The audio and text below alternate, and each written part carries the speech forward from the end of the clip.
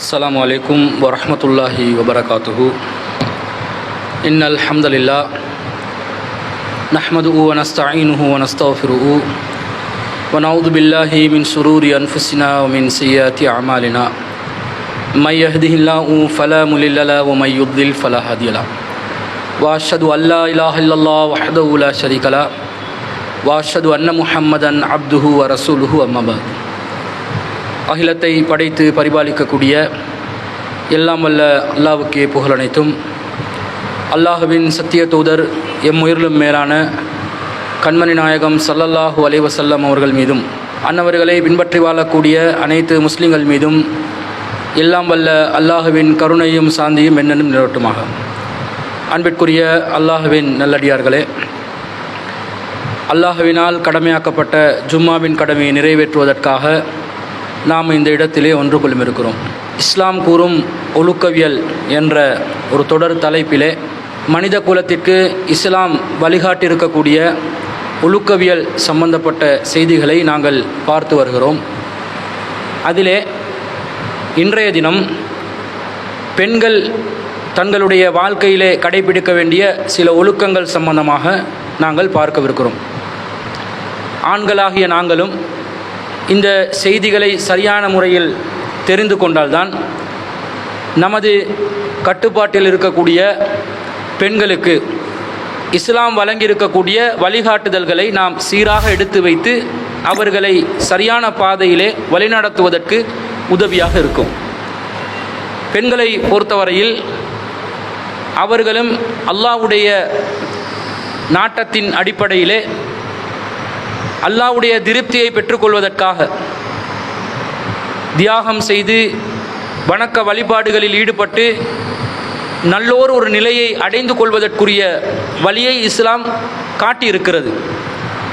மரியம் அலைஹிஸ்ஸலாம் அவர்கள் மிகப்பெரிய ஒரு எடுத்துக்காட்டாக இருக்கக்கூடியவர்கள். மரியம் அலைஹிஸ்ஸலாம் அவர்களை அல்லாஹ் தாலா மூமின்கள் அனைவருக்கும் முன்மாதிரியாகவே அல்லாஹ் தாலா எடுத்து சொல்கிறார்.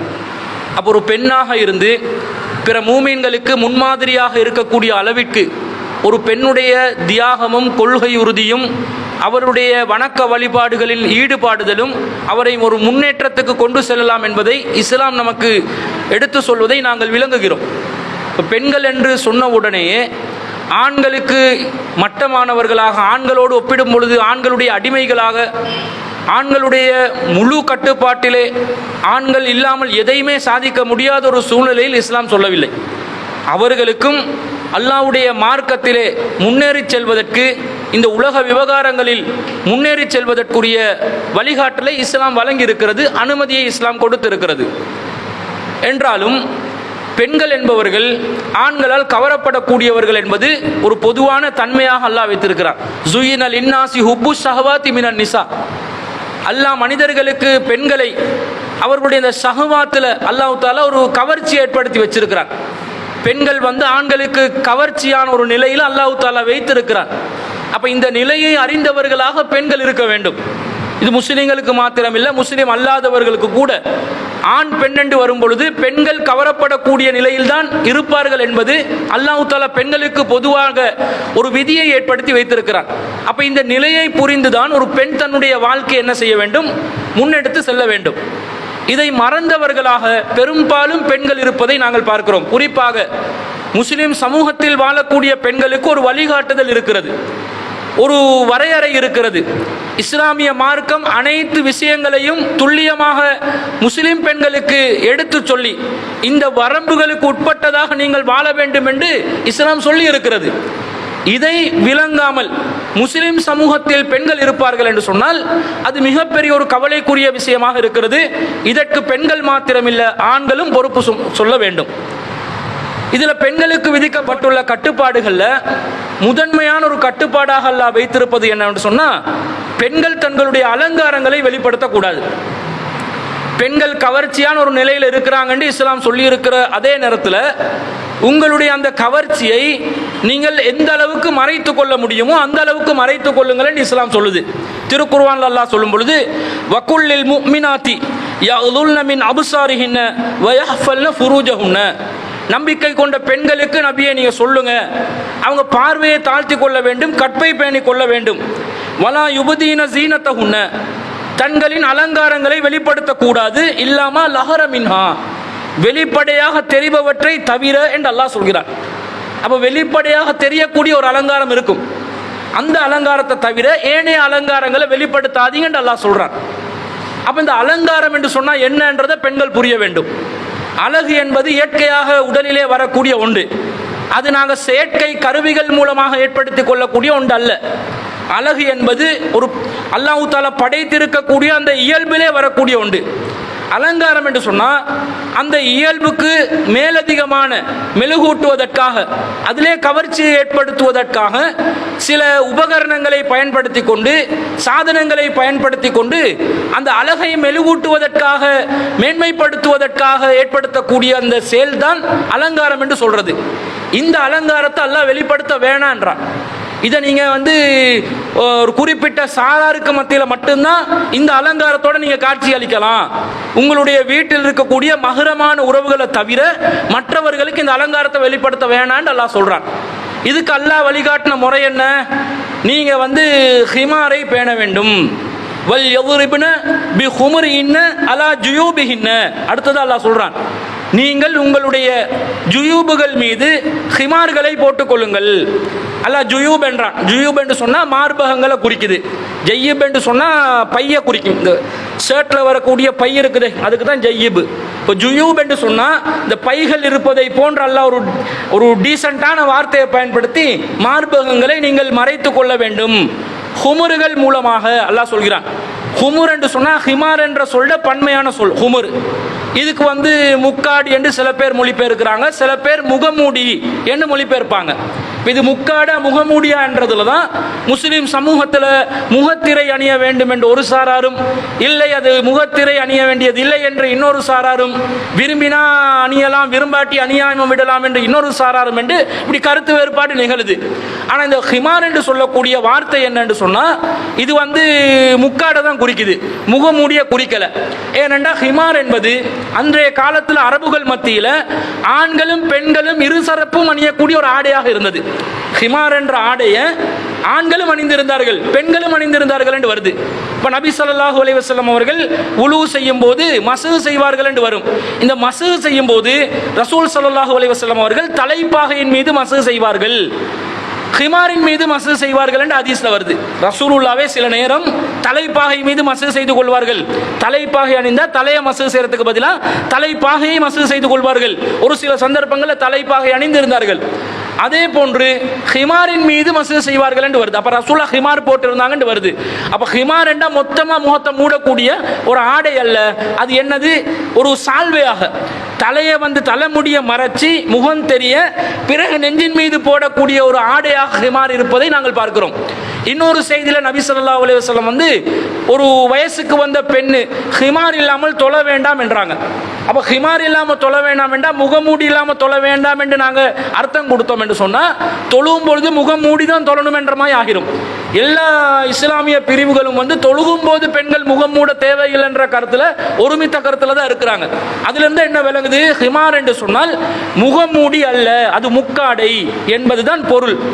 ஆனால் நம்முடைய நடைமுறை சமூகத்தில் இந்த ஹிமார் என்றதுக்கு பதிலாக என்ன வார்த்தை பயன்படுத்தப்படுதுன்னா ஹிஜாப் என்ற வார்த்தை பயன்படுத்தப்படுது, ஃபர்தா என்ற வார்த்தை பயன்படுத்தப்படுது, ஜில்பாப் என்ற வார்த்தை பயன்படுத்தப்படுது. ஜில்பாப் என்று சொன்னால் ஹிமார் என்ற அந்த ஆடையை தான், ஆனால் கொஞ்சம் லூஸாக போடுறது, இறுக்கமாக போடாமல் லூஸாக போடுறதுக்கு கொஞ்சம் லேசாக அந்த இறுக்கம் இல்லாத நிலையில் அந்த ஆடையை அணிந்து கொள்வதற்கு ஜில்பாப் என்று, தொங்க விடக்கூடிய நிலையில் அணிவதற்கு ஜில்பாப் என்ற வார்த்தையும் பயன்படுத்தப்படுது. அப்போ ஹிமார் ஜில்பாப் என்பது பெரும்பாலும் ஒரே கருத்து சொல்லக்கூடிய இருவிதமான சொற்கள். ஆனால் ஹிஜாப் என்று சொன்னால் மொத்தமாக திரையை குறிக்குது, முகம் மூடுவது மாத்திரமல்ல மொத்த உடலையும் மறைத்துக் கொள்ளக்கூடிய வார்த்தை ஹிஜாப் என்ற வார்த்தையை குறிக்குது. இது நபி ஸல்லல்லாஹு அலைஹி வஸல்லம் அவர்களுடைய மனைவிமார்களுக்கு மட்டும் உரிய ஒரு சட்டமாக இருக்குது. அது ஒரு தனி விஷயம். அது நாங்கள் அந்த தலைப்பு வரும் பொழுது நாங்கள் இதை பார்த்து கொள்ளலாம். இப்போ என்ன விஷயம் என்று சொன்னால், இதை நடைமுறையில் ஹிஜாப் என்ற வார்த்தையில் இருக்கிறதுனால நான் இப்போ ஹிஜாப் என்று விலகிட்டு போகிறேன். ஹிஜாப் என்று சொன்னால் இப்போ ஹிமார் என்று சொல்கிறதா விளங்கி கொள்ளுங்க. இந்த ஹிஜாப் என்ற முறையில் நம்முடைய பெண்கள் அலங்காரத்தை வெளிப்படுத்தாமல் எல்லாம் மறைக்க சொல்றானே, மறைக்கிறார்களா?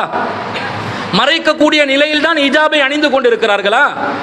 கூடுதலான நீங்கள் சமூகத்தில் வெளிப்படையாக நீங்கள் பார்ப்பீர்கள் என்று சொன்னால் சரி பாதி சதவீதம் சரியா செய்வாங்க, பாதி சதவீதம் சரியா செய்ய மாட்டாங்க. இன்னும் சொல்ல போனா 3/4% பிழையான முறையிலும் 1/4% தான் சரியான முறையிலும் சொல்லக்கூடிய நிலையை பார்க்கிறோம். இந்த ஹிஜாப் விஷயத்துல, ஃபர்தா விஷயத்துல என்ன செய்யறாங்க? ஒரு சிலர் முக்காடு போடுறாங்களே இல்லை. முக்காடு என்பது தனக்கும் முக்காடுக்கும் சம்பந்தம் இல்லாத மாதிரி வெறுமனே ஒரு முக்காடு ஒன்றை களத்தில் தொங்க விட்டுக் கொண்டு இருக்கிறார்கள். இதை இஸ்லாமிய மார்க்கம் 100% தடை விதிக்கிறது. இது ஹிமார் அணிவதாக வராது, அல்லாஹ்வுடைய கட்டளை செயல்படுத்தியதாக வராது, அல்லாஹ்வுடைய ரசூல் சொன்ன வழிமுறைக்கு உட்பட்டதாக வராது.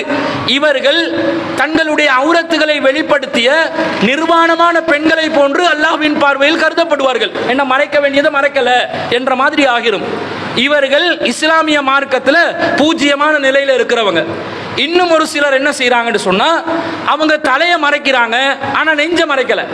ஹிஜாப் என்ற பெயர்ல, ஃபர்தா என்ற பெயர்ல தலைமுடியெல்லாம் மறைஞ்சிருக்கும், நெஞ்சு பகுதி மறைஞ்சிருக்குமான்னு கேட்டா அந்த ஹிஜாப் களத்தோட சுருங்கிரும்.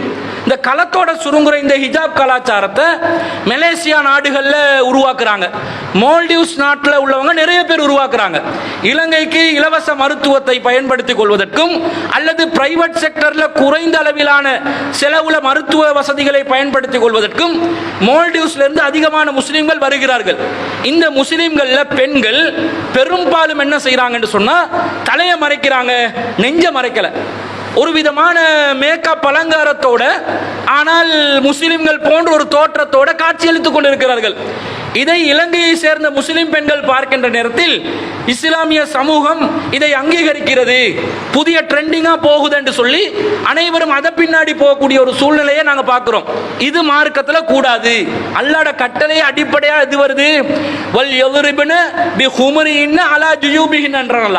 உங்களுடைய ஹிமார்களை ஜுயூபுகள் மீது போட்டுக்கொள்ளணும் என்றான். அடிப்படையாக தலையை மறைச்சி மார்பகங்களை மறைப்பது தான் ஹிமார் என்பது.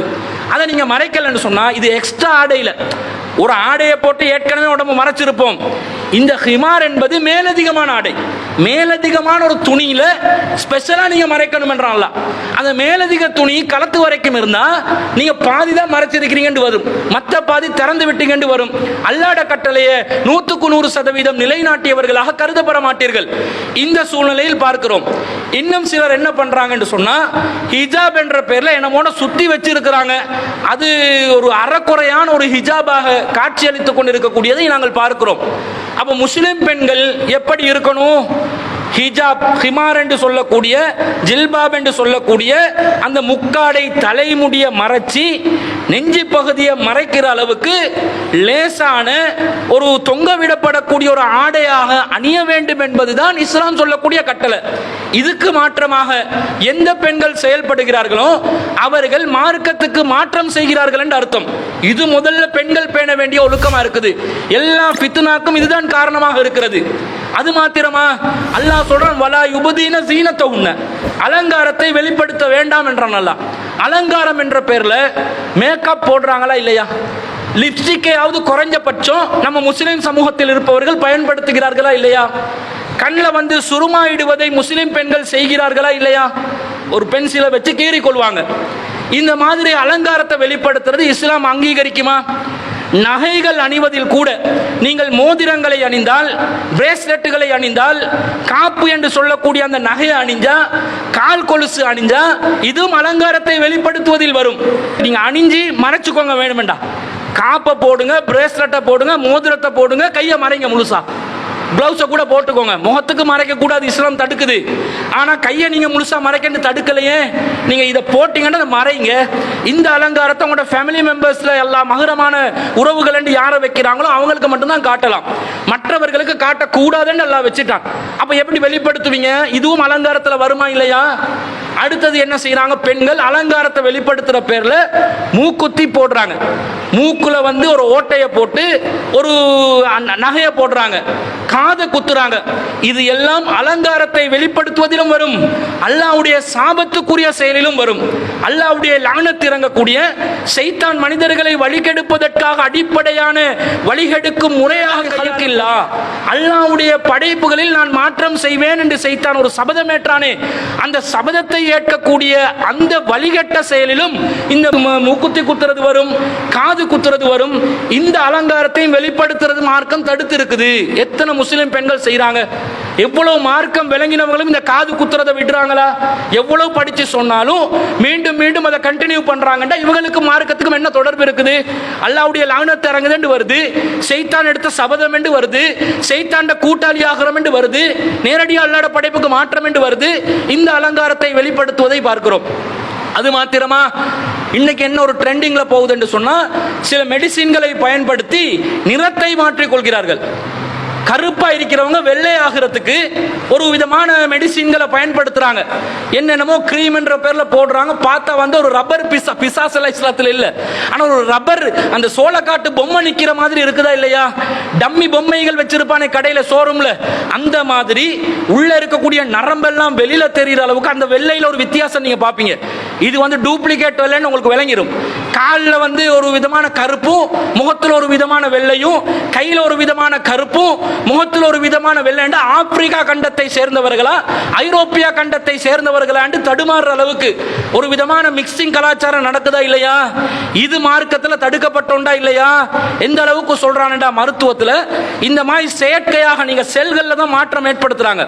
இந்த செயற்கையான வெள்ளை நிறத்தை உருவாக்கக்கூடிய இந்த வழிமுறையினால் கேன்சர் நோய் ஏற்படுத்துவதற்கு 90% வாய்ப்பு இருக்குது என்றதை சொல்றான். ஸ்மோக்கிங் கோசஸ் கேன்சர், புகைத்தல் வந்து புற்றுநோயை ஏற்படுத்தும் என்று கூடாது என்றோம். அப்ப இந்த வெள்ளையாக்குறதுக்கு நீங்க வேலை பண்றது சரியா? உடலை வெள்ளையாக்கினா என்ன பாவம் செஞ்சான்னு கேட்கிறாங்க. உன்னுடைய உடலுக்கு நீ ஆபத்தை விளைவித்துக் கொள்கிறாயே, தங்களை தாங்களே அழித்துக் கொள்ள வேண்டாம் என்று அல்லாஹ் சொல்கிறானே. வலா துல்கு பி ஐதீக்கும் இல தஹ்லுகா, உங்களுடைய கரங்களை நாசத்தின் நோக்கி நீங்கள் வெளிப்படுத்தாதீர்கள், நீட்டாதீர்கள் என்று அல்லாஹ் சொல்கிறானே. அதை செய்கிறார்கள். அப்ப இந்த மேக்கப் என்ற பெயர்ல முதலாவது நிறத்தை மாத்துறாங்க. அடுத்தது இந்த லிப்ஸ்டிக் போன்ற மேக்கப் கருவிகளை பயன்படுத்தி பெண்கள் காட்சி அளிக்கிறார்கள். குறிப்பாக ஒரு திருமண வைபவம் என்று வந்தால் மொத்த இஸ்லாமிய கட்டளையும் அப்படியே அடிபட்டு போறதை நாங்க பார்க்கிறோம். இஸ்லாமிய மார்க்கத்தை அப்படியே குழி தோண்டி புதைக்கிறத பார்க்கிறோம். இதை இஸ்லாம் தடுக்கிறது. பெண்கள் இந்த விஷயத்தில் மிக கவனமாக இருக்க வேண்டும். பெண்களின் பொறுப்பாளர்கள் ஆண்கள், நீங்கள் இதை கட்டுப்படுத்தாவிட்டால் ஒட்டுமொத்த முஸ்லிம் சமூகமும் சீரழிந்து விடும். நீங்கள் ஒவ்வொருவரும் மறுமையிலே அல்லாஹ்வுக்கு ஜவாப் சொல்ல வேண்டிய ஒரு சூழ்நிலைக்கு தள்ளப்படுவீர்கள். இது அல்லாஹ் சொல்றான். ஆனா அல்லாஹ் சொல்கிறான் இல்லாம வஹர மின்ஹா, அதுல வெளியே தெரிபவற்றை தவிர என்றான் அல்லாஹ். வெளியே தெரிபவற்றை தவிரண்டா அப்ப பெண்கள் வந்து கருப்புலே தான் ஆடை அணியணுமா? சில பேர் இருக்கிறாங்க கலர்ல ட்ரெஸ் பண்ண விட மாட்டாங்க தங்களுடைய மனைவிமார்களுக்கு. இது ஒரு விதமான சந்தேக பார்வையா கூட இருக்கலாம். மார்க்கம் அனுமதிக்கும் என்று சொன்னா நீங்க ஏன் தடுக்கிறீங்க?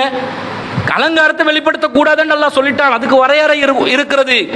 ஆடையில் வெளிப்படக்கூடிய அலங்காரம் என்பது இயற்கையா ஒரு கலர்ல ஒரு ட்ரெஸ் அணிஞ்சா ஒரு அலங்காரம் வரும். கலர்ல ஒரு அலங்காரம் இருக்குதா இல்லையா? இந்த அலங்காரத்தை இஸ்லாம் தடுத்துச்சா? நபி ஸல்லல்லாஹு அலைஹி வஸல்லம் உடைய காலத்தில் எத்தனையோ பெண்கள் வண்ண வண்ண ஆடைகளை அணிந்து காட்சி அளித்திருக்கிறார்கள். இது மார்க்கத்தில் கூடாத ஒரு செயலாக இருந்தால் அல்லாஹ்வின் தூதர் ஸல்லல்லாஹு அலைஹி வஸல்லம் அவர்கள் தடுத்திருப்பார்கள். இவங்க என்ன சொல்றாங்க? இல்ல கலர் உடுத்து போனா அப்படி அப்படி வேற வேற ட்ரெஸ் எல்லாம் கேட்பாங்க என்று சொல்லி ஜில்பாப் என்ற பேர்ல இவங்களா கண்டுபிடிச்ச ஒரு ட்ரெஸ்ஸை உடுப்பாட்டி அந்த கருப்பு நிற ஆடையோட நீங்க வெளியே போகணும் என்ற மாதிரி பெண்களுக்கு வந்து ஒரு ஆணாதிக்கம் இந்த சமூகத்தில் மேற்கொள்ளப்படுகிறது. கருப்பு நிறத்தை அவங்களா விரும்பி உடுத்தா வேற விஷயம், நீங்க வற்புறுத்தக்கூடாது, உங்களுக்கு அந்த ரைட்ஸ் கிடையாது. அடுத்தவன் உரிமையில கை வைக்கிற அதிகாரம் ஆண்களுக்கு அல்ல வழங்கல, பெண்களுக்கு அல்ல வழங்கல. பெண்கள் அவங்க விரும்பி கருப்பு நிறத்தை தெரிவு செய்தால் அவர்களுடைய விருப்பம். ஆனா கலர் டிரெஸ்ஸுக்கு மார்க்கத்தில் அனுமதி உண்டு. நபி ஸல்லல்லாஹு அலைஹி வஸல்லம் காலத்தில் ஆயிஷா ரலியல்லாஹு அன்ஹா அவங்களுடைய ஒரு தோழி ஆயிஷா ரலியல்லாஹு அன்ஹா அவர்களிடம் வந்து தன்னுடைய கணவன் தன்னை அடித்து காயப்படுத்துவதை புகார் செய்கிறார்கள். அப்ப அந்த பெண்மணியுடைய கைகளை பார்க்கின்ற நேரத்தில் பச்சை நிறம் பூத்திருப்பதை ஆயிஷா ரலியல்லாஹு அன்ஹா அவர்கள் காண்கிறார்கள். அந்த பெண்மணி பச்சை நிறம் ஆடை அணிந்து வந்திருக்கிறார்கள். ரசூலுல்லாவிடம் ஆயிஷா ரலியல்லாஹு அன்ஹா இந்த புகார் எடுத்து சொல்லும் பொழுது, அல்லாஹ்வின் தூதரே, இந்த பெண்ணை அவருடைய கணவன் அடித்திருக்கிறார், அவர் அணிந்திருக்கும் பச்சை நிற ஆடையை விட ரொம்ப கடுமையான பச்சை நிறம் மேனியில் பூத்திருக்கின்ற அளவிற்கு அந்த காயம் இருக்கிறது என்று நபி ஸல்லல்லாஹு அலைஹி வஸல்லம் அவர்களிடம் சொன்னதா வருது. ரசூலுல்லாஹ்க்கு புரிஞ்சுக்கொள்ள எந்த அளவுக்கு அடிச்சிருக்கிறாங்கன்னு புரிஞ்சு கொள்றதுக்காக சொல்றாங்க. அப்ப பச்சை நிற ஆடை அணிஞ்சு அந்த பெண் வந்தது ரசூலுல்லாஹ் முதல்ல கண்டிச்சாங்களா? ரசூலுல்லாஹ்க்கு எத்தி வைக்கப்படுதா இல்லையா? ரசூல் இதை நான் பச்சை உடுத்து வந்திருக்கிறீங்க, அல்லாஹ் அலங்காரத்தை வெளிப்படுத்த வேணாம்னா நீங்க என்ன கலர் ட்ரெஸ்ல வந்தீங்கன்னா அல்லாஹ்வின் தூதர் ஸல்லல்லாஹு அலைஹி வஸல்லம் அவர்கள் தடுக்காத ஒன்றை நாங்க தடுப்போம் என்று சொன்னா நாங்க அல்லாஹ்வின் தூதரை விட மேல போறோம் என்று அர்த்தம். இது தேவையில்லாத வேலை, அதிக பிரசங்கித்தனம். இந்த அறப்படிச்ச வேலையை செஞ்சு இஸ்லாமிய சமூகத்தில் ஒரு கெட்ட ஃபித்னாவான ஒரு முன்மாதிரியை ஏற்படுத்தியவர்கள் நாங்களும் ஆளாகிவிடக் கூடாது. அப்போ பெண்கள் ஒரு கட்டுப்பாட்டில் ட்ரெஸ்ஸை வைக்கணும். கலர் ட்ரெஸ் அவங்க விரும்பி உடுத்தா உடுக்கலாம். ரொம்ப ஓவராக வெளிப்படுத்தக்கூடிய அலங்காரமா இல்லாம ஆடையில தானா வெளிப்படக்கூடிய ஒரு அலங்காரம் வரும். அந்த அலங்காரத்தை வெளிப்படுத்துறது அல்லாவே தடுக்கலன்னு வரும் பொழுது நாங்க அதுல கரெக்டா என்ன செய்யணும், அணுக வேண்டும் என்பதை இஸ்லாம் சொல்லக்கூடியதை பார்க்கிறோம். அடுத்ததாக பெண்களுடைய ட்ரெஸ் விஷயத்துல நபி ஸல்லல்லாஹு அலைஹி வஸல்லம் சொல்றாங்க, மெல்லிய ஆடைகளை அணியாதீர்கள். இது ரசூலுல்லாஹ் தடுக்கிறாங்க. எப்படி தடுக்கிறாங்கண்டா, சின்ஃபானி மின் அஹ்லின் நார், இரண்டு கூட்டத்தார் நரகத்தில் இருப்பார்கள். லம் அரஹுமா கௌமுன், அவர்களை ஒருபோதும் யாரும் பார்த்திருக்க மாட்டார்கள். மாவும் சியாத்துன், அவர்கள் ஒரு சாரார். எப்படின்னு சொன்னா, கஅதுனாபில் பக்கரி யதுரிபூன பிஹன்னாஸ், அவங்க மாட்டிட வாளை போல சாட்டைகளை வைத்து அதன் மூலம் மக்களை அடித்து துன்புறுத்து கொண்டு இம்சை செய்து கொண்டிருப்பார்கள். இவர்கள் ஒரு கூட்டம். அடுத்த கூட்டம் யாருன்னு சொன்னா, வ நிசாஉன் காசியாத்துன் ஆரியாத், பெண்கள் ஒரு சாரார். அவர்கள் ஆடை அணிந்து நிர்வாணமாக இருப்பார்கள். முமீலாத்துன் மாயிலாத், பெருமையில கர்வத்தோடு தோள்களை சாய்த்து கொண்டு நடந்து செல்வார்கள். மாயிலாத், ஆண்களுடைய கவர்ச்சியை தங்கள் மீது பட வேண்டும் என்பதற்காகவே அவர்கள் நடந்து கொள்வார்கள் என்று நபி ஸல்லல்லாஹு அலைஹி வஸல்லம் சொல்றாங்க. அவர்களுடைய மேனியில எப்படி இருக்க வேண்டும், அவர்கள் தங்களுடைய கொண்டைகளை ஒட்டகத்துடைய திமில்களை போன்று அவர்கள் தங்களுடைய தலைமுடியை வாரிக்கொள்வார்கள் என்ற மாதிரி, கட்டிக்கொள்வார்கள் என்ற மாதிரி எல்லாம் ரசூலுல்லாஹ் சொல்றாங்க. ஒட்டகத்திர திமில்களை போன்று வானத்தை நோக்கி தலைமுடிய யாராவது பெண்கள் பின்னிக் கொள்வார்கள் என்று அது இஸ்லாத்துல தடை. சில பெண்களை பார்க்கிறோம், அப்படியே என்ன செய்வாங்க, முழுசா வானத்தை நோக்கி விளங்குறமா இருக்கணும். கொஞ்சம் அந்த சைடில் வச்சு அந்த புறப்ப மாதிரி கட்டி கொள்வாங்க, அது இஸ்லாம் தடுக்கலை. முழுசா வானத்தை நோக்கி விளங்குற மாதிரி நடு உச்சில கொண்டே கட்டி கொள்வாங்கன்னு சொன்னா அது தடை.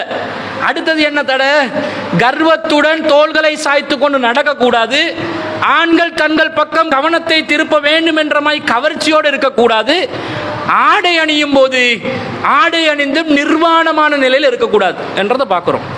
முஸ்லீம் சமூகத்துல இது நடக்க வாய்ப்புக்குதான்னு கேட்பீங்க. ஏன் வாய்ப்பு இல்லை? இன்றைக்கு அந்த லெகின்ஸ் என்று சொல்லி ஒரு ஆடை இருக்குது. அந்த ஆடை உண்மையில சொல்ல போனா அது ஒரு உள்ளாடை. அது வெளிப்படையா உடுக்கிற ஒரு ஆடையா? அது ஒரு உள்ளாடை. அந்த ஆடையை அணிந்து கொண்டு முஸ்லீம் பெண்கள் லெகின்ஸை போட்டு மேலே ஒரு டொப்பொண்டை அணிந்து கொண்டு செல்கிறார்களா இல்லையா? கொஞ்சம் காத்தடிச்சொன்னே அவர்களுடைய உள்ளாடைகள் எல்லாம் அந்த லெஜின் சூடாக அடையாளம் தெரிகின்ற அளவுக்கு ஆடைகள் இருக்கிறதா இல்லையா? ஏன் இவ்வளவு வெளிப்படையாக சொல்கிறேன் என்று சொன்னா, எவ்வளவு சூசகமாக சொன்னாலும் இந்த சமூகம் புரிந்து கொள்வதாக தெரியவில்லை. ஆடையில் அப்படியே ஒரு கலாச்சாரம் மாறுது. அடுத்தது ட்ரெஸ் உடுக்குறாங்க, டிஷர்ட் உடுக்குறாங்க பெண்கள். டிஷர்ட் உடுக்கிறதுக்கெல்லாம் மார்க்கம் தடுக்கல.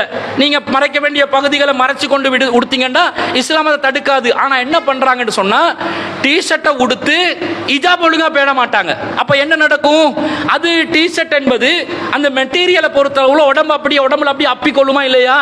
உடம்புல அங்க அடையாளங்கள் அப்படி வெளிப்படுத்துமா இல்லையா? நீங்கள் அணிந்திருக்கக்கூடிய உள்ளாடைகளுடைய அடையாளங்களையும் அது வெளிப்படுத்தி காட்டுமா இல்லையா? அந்த மாதிரி ஒரு சூழ்நிலையில டிஷர்ட் மெட்டீரியலை செலக்ட் பண்ணி ஹிஜாபை போடுறோம் என்ற பேர்ல களத்துல ஹிஜாபை தொங்க வச்சு இப்படி நீங்கள் அணிந்து செல்வீர்கள் என்று சொன்னா நீங்களும் ரசூல் ஸல்லல்லாஹு அலைஹி வஸல்லம் சொன்ன காசியாத்துன் ஆரியாத்துக்குள்ள வந்துருவீங்க. ஆடை அணிந்து நிர்வாணமாக இருக்கக்கூடிய பெண்கள் பட்டியல்ல வருவீங்க. இதை இஸ்லாம் தடுக்குது. எந்த அளவுக்கு இவர்களுக்கு எச்சரிக்கை என்று சொன்னால், அல்லாஹ்வின் தூதர் ஸல்லல்லாஹு அலைஹி சொல்றாங்க, லா யதுகுல்னல் ஜன்னத, அவர்கள் சொர்க்கத்துக்குள்ளே ஒருபோதும் நுழைய மாட்டார்கள். வலா யஜிதுன ரீஹா, அவர்கள் அதனுடைய வாடையை கூட நுகர மாட்டார்கள். வைன் ரீஹா லா யூஜத மின் மஸீரா கதா வகதா, இன்னென்ன அளவுக்கு தொலைவில் அந்த சொர்க்கத்தின் வாடை வீசுமே, அந்த அளவுக்கு தொலைவில் வீசினாலும் இவர்களுக்கு அந்த வாடையை நுகர முடியாத அளவுக்கு ரொம்ப தூரம் போயிருவாங்கன்றாங்க. அப்போ இந்த நிலைமை தேவையா? உங்களுடைய மகள் ட்ரெஸ் அணிகிறாளா, சின்ன வயசுலேருந்தே கண்காணிங்க. அவள் வயசுக்கு வரும்பொழுது இன்னும் கண்காணிங்க. இன்னும் பெரிய வயசுக்கு வரும்போது இன்னும் கண்காணிங்க. ஆண் தகப்பன், அந்த குடும்ப தலைவன், மனைவி, தன்னுடைய சகோதரிகள், தன்னுடைய குழந்தைகள், பெண் குழந்தைகள் அனைவருடைய ட்ரெஸ் விஷயத்தில் கவனமாக இருக்கணும். கேட்டால் பொண்டாட்டி சண்டைக்கு வந்துடுவான்னு நினைச்சா அது உங்களுடைய ஆண்மை கேள்விக்குறியா நின்றும். மார்க்கம் என்று வரும். அவங்களை அடக்கக்கூடாது, அடக்கி ஆளக்கூடாது. அவங்களோட அன்பா பாசமா சுதந்திரமா அவங்களோட மனசை வென்றுதான் நீங்க வாழணும். மனைவியிடத்தில் சிறந்தவர் தான் உங்களில் சிறந்தவர் ரசூலா சொல்றாங்க. என்றாலும் அல்லாஹ்வுடைய வரம்புகளை அவர்கள் மீறும் பொழுது நீங்க அந்த மார்க்க கட்டளை விஷயத்தில் பிடியோடு நிற்கணுமா இல்லையா, உறுதியா நிற்கணுமா இல்லையா? அப்படி நிற்கக்கூடியவர்களாக இருந்தால் நீங்கள் தடுக்க வேண்டும். உன்னுடைய களத்து பகுதி விளங்குது, உன்னுடைய ட்ரெஸ்ஸை சரி செஞ்சுக்கோ, உன்னை முடி விளங்குது, உன்னுடைய ட்ரெஸ்ஸை சரி செஞ்சுக்கோ, நீ ஒழுங்கா ஆடையை அணிந்து கொள் என்று அடிக்கடி சொல்லக்கூடியவர்களாக ஆண்கள் இருக்கணும். அதை பெண்கள் வெறுப்பார்கள் என்று சொன்னால் அந்த சட்டத்துக்கு கட்டுப்பட முடியாது என்று சொன்னால் அவர்களை விவாகரத்து செய்தாலும் உங்கள் மீது குற்றம் வராது. ஏன்னா நீங்க மார்க்க கட்டளைக்காகத்தான் பேசுறீங்க. எல்லாரும் போய் அடிச்சு இதுதான் சான்ஸ் என்று சொல்லி விவாகரத்துக்கு போயிடாதீங்க. சொல்லி திருத்தி மார்க்க சட்டத்தை கடைபிடிக்கக்கூடிய ஒரு நிலைக்கு அவர்களை கொண்டு வர வேண்டும் என்பதற்காக உங்களுக்கு இந்த செய்திகள் சொல்லப்படுகிறது.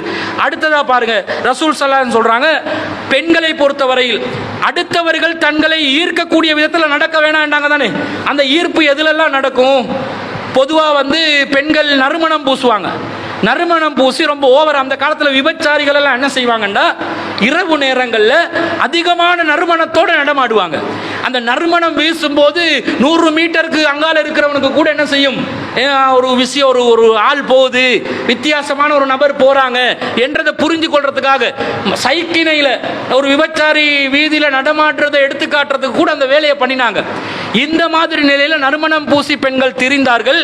அந்த நிலையை ரசூல் ஸல்லல்லாஹு அலைஹி வஸல்லம் கண்டிக்கிறாங்க. எப்படி என்று சொன்னா ரசூல் ஸல்லல்லாஹு அலைஹி வஸல்லம் சொல்றாங்க, ஐயுமா இம்ராத்தின், எந்த பெண்ணாக இருந்தாலும் இஸ்ததரத் ஃபமர்ரத் அலா கௌமின், யாராவது ஒரு சமூகத்தை கடந்து செல்லக்கூடிய நிலையில் லியஜிது மின் ரீஹா, அவளுடைய வாசத்தை அவர்கள் அந்த சமூகம் உணர்வதற்காக வேண்டி ஒரு பெண்மணி செல்வார் என்று சொன்னால் ஃபஹிய ஜானியா, அவள் ஒரு விபச்சாரி என்றாங்க ரசூல் ஸல்லல்லாஹு அலைஹி வஸல்லம். நீங்க நறுமணம் போட்டுட்டு ஒரு சமூகத்தை கடந்து செல்கிறீர்கள், அவர்கள் உங்களை பார்க்க வேண்டும் என்பதற்காக. இந்த நிலையில நீங்கள் கடந்து சென்றால் நீ ஒரு விபச்சாரி என்றாங்க ரசூல் ஸல்லல்லாஹு அலைஹி வஸல்லம். என்ன சொல்லுது இந்த ஹதீஸ்? என்ன சொல்லுது? சென்ட கிண்ட அடிச்சு வெளியே போயிடாதே. ஒரு நீ செல்லும் பொழுது ஆண்கள் ஒரு கூட்டம் இருந்து அதுல கவர்ந்தாங்கன்னு சொன்னாலே நீ ஒரு விபச்சாரி ஆகிருவாய். அப்ப கற்புள்ள ஒழுக்கத்தை பேண சொல்லி எல்லாம் சொல்றானே, ஒழுக்கத்தை பேணுங்கன்னு எல்லாம் கட்டளையிடுறான். அது போயிருமா இல்லையா? விபச்சாரம் என்று சொன்னா பிற ஆண்களோடு உடல் உறவு ரீதியாக கொண்டால் மாத்திரம்தான் இஸ்லாத்தின் பார்வையில் விபச்சாரமா? இது விபச்சாரம் இல்லையா? நீங்க சென்ட் அடிச்சு நறுமணத்தோடு பிற ஆண்களை நீங்கள் கவரக்கூடிய நிலையில் இருப்பீர்கள் என்று சொன்னா அதுவும் விபச்சாரத்துக்குரிய ஒரு செயலாக இஸ்லாம் சொல்கிறது. எனவே இதுல கவனமா இருக்கணும். நம்ம பெண்கள் எல்லாம் இந்த சென்ட் விஷயத்துல கவனமா இருக்கிறாங்களா? இல்லை. எவ்வளவு சொன்னாலும் மர மண்டைகளுக்கு ஏறுது இல்லை. ரோசங்கட்ட ஆண்களால இதை திருத்த முடியாம இருக்குது. கேட்கிறான் இல்ல கேள்வி, வீட்டுல ஏண்டி இப்படி பண்றீங்க? அல்லாஹ்வின் தூதர் தடுத்து இருக்கிறாங்களா இல்லையா? இதை செய்யக்கூடாதா இல்லையா? நீ செஞ்சால் பாவம் தானே, நீ விபச்சாரியா கருதப்படுவ, என்னுடைய மனைவியாக இருந்து கொண்டு நீ ஏன் விபச்சாரி என்ற பட்டத்தை சுமந்து கொள்கிறாய் என்று கேட்கணுமா இல்லையா? கேட்கணும். அப்ப அவங்க ஒரு நியாயம் சொல்லுவாங்க, அடுத்தவனை கவரணும் என்ற நோக்கம் இல்லை, ஏன் மேல வெளிப்படுற துர்வாடையை நான் அடக்கிக் கொள்ளணுமா இல்லையா? அதை வெளிப்படுத்தாம காட்டணுமா இல்லையா? உடம்புல வேர்வை வரும், இந்த வேர்வையினால ஒரு துர்வாடை வெளியாகும். அந்த துர்வாடை வெளிப்படுத்தாமல் இருப்பதற்காக நாங்க ஒரு சென்ட போடுறது இது எப்படி மார்க்கத்தில் தடையாகும் என்ற ஒரு கேள்வி கேட்டால் அது நியாயமான கேள்வி. இந்த மாதிரி எல்லா பேரும் சென்ட் அடிச்சு வெளியே போறது ரசூல் ஸல்லல்லாஹு அலைஹி வஸல்லம் சொல்லல. மொத்தமா சென்ட் அடிக்க கூடாதுன்னு இஸ்லாம் சொல்லல. துர்வாடையை வெளிப்படுத்தாமல் அடுத்தவனுக்கு நான் துர்வாடையோடு இருக்க கூடாதா இல்லையா? என்னிடம் அடிக்கக்கூடிய அந்த துர்வாடை அடுத்தவனுக்கு தொந்தரவு ஏற்படுத்தும் என்று சொன்னா அதை நான் கண்ட்ரோல் பண்ணி கொள்ளணுமா இல்லையா? அதுக்கு சென்ட் அடிச்சு வெளியே போறதை இஸ்லாம் சொல்லல. ஏனென்றா இன்னொரு ஹதீஸ்ல வருது, ரசூல் ஸல்லல்லாஹு அலைஹி வஸல்லம் சொல்றாங்க, இதா ஷஹிதத் இஹ்தாகுன்னல் மஸ்ஜித ஃபலா தமஸ்ஸ தீபன், உங்களை யாராவது பள்ளிவாசலுக்கு வருவீங்கன்னா சென்ட் அடிச்சு வராதீங்க. பள்ளிவாசலுக்கு வரும்போது சென்ட் அடிக்க வேணாம்னு ஒரு குறிப்பிடுறாங்க ஒரு விஷயத்தை. இதுவும் எப்ப என்று ரசூல் ஸல்லல்லாஹு அலைஹி வஸல்லம் சொல்லும்போது சொல்றாங்க, ஐயுமா இம்ராத்தின் அசாபத் பஹூரன் ஃபலா தஷுது மஅனல் இஷால் ஆகிரா. எந்த பெண்ணாவது நறுமணம் பூசிக்கொண்டிருந்த நிலையில் நம்முடன் இரவில் பிற்பகுதியில் நாங்கள் இஷா தொழுவோமே அந்த இஷா தொழுகைக்கு கலந்து கொள்ளாதீங்கன்றாங்க. அப்ப இரவு நேரத்தில் பள்ளிவாசலுக்கு செல்வதாக இருந்தாலும் லேட் நைட்ல இஷா ரசூலுல்லாஹி சில நேரம் பிற்படுத்தி தொழுவாங்க.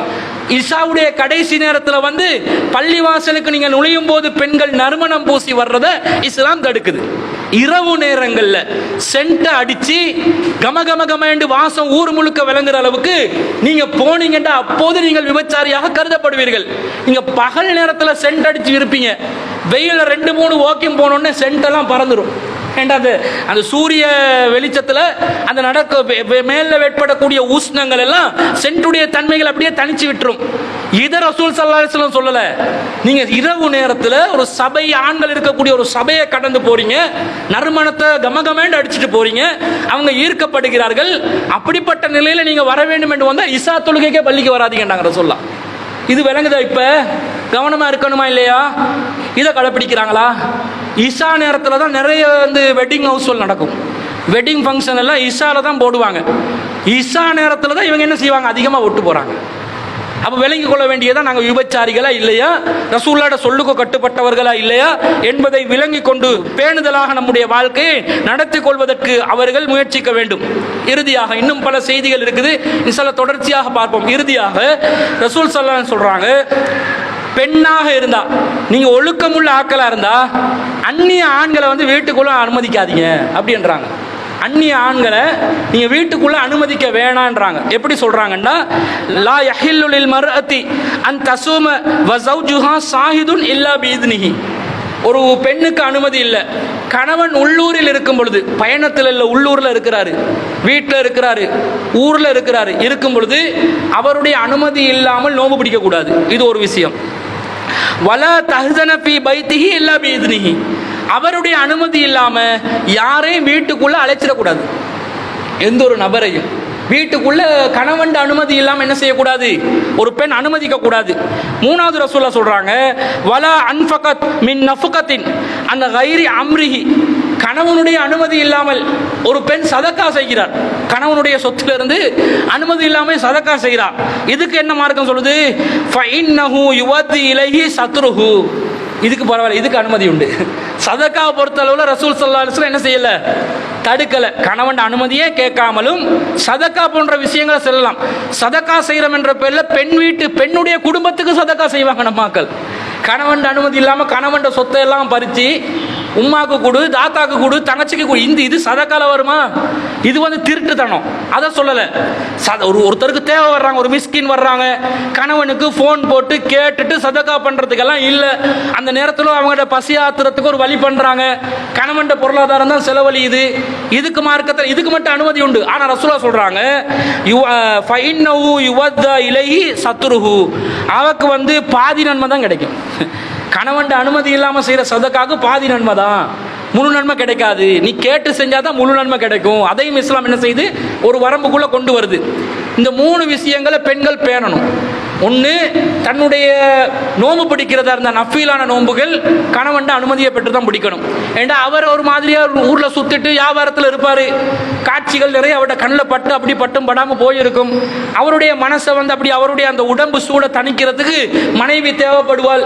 அந்த நேரத்தில் இவள் நோம்புல கடந்தான்னு சொன்னா அது சங்கடமா போயிடும், அது பிரச்சனையாகிடக்கூடாது. அதனால குடும்பத்தில் விரிசல் வரக்கூடாதுன்றதுக்காக இஸ்லாம் என்ன சொல்லுது, அனுமதி கேட்க சொல்லுது. அடுத்தது, நீங்க வீட்டுக்குள்ள யாரையாவது அனுமதிக்கிறதா இருந்தா கணவன் அனுமதியோடு அனுமதிங்கன்னு. நாங்கள் அப்படி செய்யணுமா இல்லையா? யார் ஒரு அந்நிய ஆண், மஹ்ரம் இல்லாத ஒரு ஆண் வீட்டுக்கு நுழைவதாக இருந்தால் கண்டிப்பாக கணவனுடைய அனுமதி இல்லாமல் நுழைய முடியாது. அதுக்காக மனைவிட தந்தை வருகிறார், அப்பையும் கணவன் அனுமதி எடுக்கணுமா? அப்படி கிடையாது. வாப்பா வர்றார், வாப்பா வீட்டுக்கு கொண்டு வர்றதுக்கு மாப்பிள்ளோட பெர்மிஷன் எடுத்துக்கொண்டு இருக்கணுமா? மஹ்ரமான உறவுகளை பொறுத்து. இது அந்நிய ஆண்களை வீட்டுக்குள்ள நீங்க அனுமதிக்கிறதா இருந்தா, ஒருத்தர் வர்றான், ஃப்ரெண்ட் வர்றான், இன்னார் இருக்கிறாங்களா என்று கேட்கும் பொழுது அவர் இல்லை, அவர் வியாபாரத்துக்கு போயிருக்கிறாரு, அப்ப நான் கொஞ்சம் இருந்துட்டு போலாமா, கொஞ்சம் சாப்பிட்டுட்டு போலாமா, கொஞ்சம் தண்ணி தண்ணி ஒரு கிளாஸ் தர்றீங்களா, இப்படியெல்லாம் கேட்பாங்க. இதுதான் ஃபித்னாட ஆரம்பம். ஃபித்னாவுடைய கதவை இப்படி தான் தட்டும். இந்த நிலையில் அவங்களுக்கு அனுமதி கொடுக்கலாமான்னு கேட்டால் கணவன்கிட்ட கேட்கணும். இப்படி வர்றாரு, வந்திருக்கிறாரு, சாப்பாடு கேட்குறாரு, கொடுக்கட்டுமா? கொடுக்கலாம். அவர் சொன்னால் தான் கொடுக்கணும். பாவம் தானே, ஒரு மனுஷன் தானே, பசிச்ச வயிறு தானே என்று நான் சாப்பாடு போடுறதுக்கு தான் வீட்டுக்குள்ளே கொண்டு வந்தேன். ஒரு வீட்டுக்கு வந்து அந்த அனுமதி இல்லாமல் வந்த மஹரம் அல்லாதவர்களுக்கு சாப்பாடு போகிற காட்சியை கணவன் கண்டான்னு வைங்க, அத்தோட வாழ்க்கை முடிஞ்சிருமா இல்லையா? கெட்ட எண்ணங்கள் உள்ளத்தில் இல்லாட்டிலும் வாழ்க்கை தொலைஞ்சிரும். அதனால அனுமதி இல்லாதவர்களை நுழைவிக்க கூடாதுன்னு இஸ்லாம் சொல்லுது. இவ்வளவு கவனமா இருக்குதுன்னு சொன்னா, கணவன் அனுமதி இல்லாம ஒரு அந்நிய ஆணோட பேசி பழகலாமா, பேசலாமா, கதைக்கலாமா? தேவை இருந்தா யாரோடையும் கதைக்கலாம், தேவையில்லாம சும்மா கதைக்கிறது. அடுத்த வீட்டுக்காரனோட பேசுறது, ஐயே கோமத, அண்ணா எப்படி, என்ன செய்றீங்க ஐயா, இது உங்களுக்கு தேவையா? மரக்கறிக்காரனுக்கு பல்லளிக்கிறது தேவையா? மீன்காரனோட வெட்டி பேச்சு பேசுறது தேவையா? கடை இந்த புடவை கடைக்காரனோட போய் கண்ட மாதிரி குழு குழுவன்னு சிரிச்சு கொண்டு பேசுறது உங்களுக்கு தேவையா? இப்படிப்பட்ட விஷயங்கள்ல மிகவும் கவனமாக பெண்கள் இருக்க வேண்டும். அந்த பக்குவங்களை ஆண்களாகிய நாங்கள் தான் சொல்லி கொடுக்கணும். இன்னும் பல சட்டங்கள் பெண்கள் விஷயத்தில் இஸ்லாமிய மார்க்கம் சொல்கிறது. இன்ஷா அல்லாஹ் அந்த ஒழுக்கங்கள் எப்படி நம்முடைய வாழ்க்கையிலே பெண்கள் மத்தியிலே அமைத்துக் கொள்ள வேண்டும் என்பதை இன்ஷா அல்லாஹ் அடுத்தடுத்த ஜும்மாக்கள்ல பார்ப்போம். வாஹிர் தாவானா அல்ஹம்துலில்லாஹி ரப்பில் ஆலமீன்.